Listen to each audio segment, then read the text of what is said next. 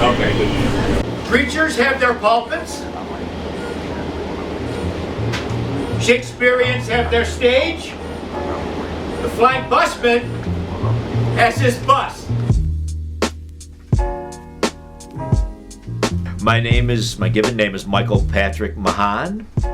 I go by Mickey, and I have appropriated the sobriquet, the Flying Busman. So the Flying Busman thing, I started driving up on the hill about, I think it's been 6 years now. Most of my driving was done in the city. So I came up on the hill, and for the first year I didn't really do anything. I just kind of drove around in circles and, enjoyed the sights. But somehow it occurred to me that I had the captive audience on the bus for my poetry. And I was starting to have an urge to get the poetry out there. I had never done anything with it other than write it and sock it away in my chest. And I never had any interest or any real desire to do anything with it. But that was starting to surface. And as I say, I had a bus load of people every day, many times a day. You have a microphone on the bus. Nobody's getting off the bus until you open the door. I thought, this is great, man. This is like the quintessential captive audience. So I thought, this is perfect. I just call myself the Flying Busman. I'll stick a feather in my hat, and I'll read the poetry, and I'll kind of create my own wheels en route on the bus. So that was my thinking. So the first day, I decided that I was going to give this whole scheme a shot. I had the manuscript of the Flying Busman. So all of the poems are from a manuscript of poetry that we've written that's called the Flying Busman. So the book is called the Flying Busman too. So the first day I decided I was going to do it. I had the manuscript set up, and I had the microphone all ready to go, and I had a bus full of people. There was probably 65 to 70 people on the bus. They were just packed in. And I looked at my rearview mirror, and I saw all of these faces and all of these people, and I was scared shitless. I couldn't do it. And I kicked myself in the ass the whole way back. I thought, well, you chicken shit. You had the perfect opportunity. This is a great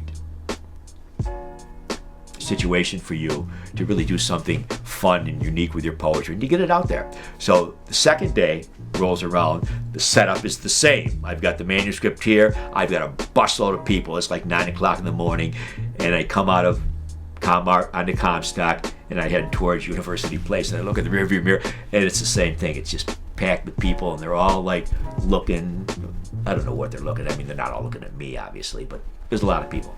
So I look at the rearview mirror, and I think, oh, Jesus, I start to shake again. And this time, I can't.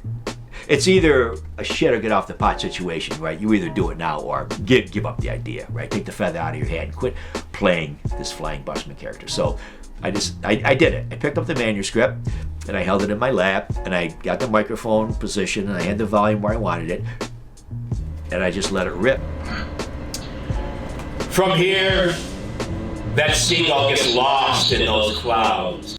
I got a hugely enthusiastic response. I mean, the crowd went nuts. They clapped and they whistled and they thanked me when I got off the bus. And I thought, this is marvelous. This is the perfect venue for me to share my poetry. And so it's just really evolved into a situation for me as a poet that is inspiring and fun, and it feels like a marvelous way for me to share my poetry with an appreciative public. So it's been a great run. Okay. If you want a large life, if you want a colorful life, if you want a life that's exciting and fun, it depends mostly on how open you are to other people and how much you are willing to be lighthearted and humorous. It's less the job that you're doing and far more how you do the job.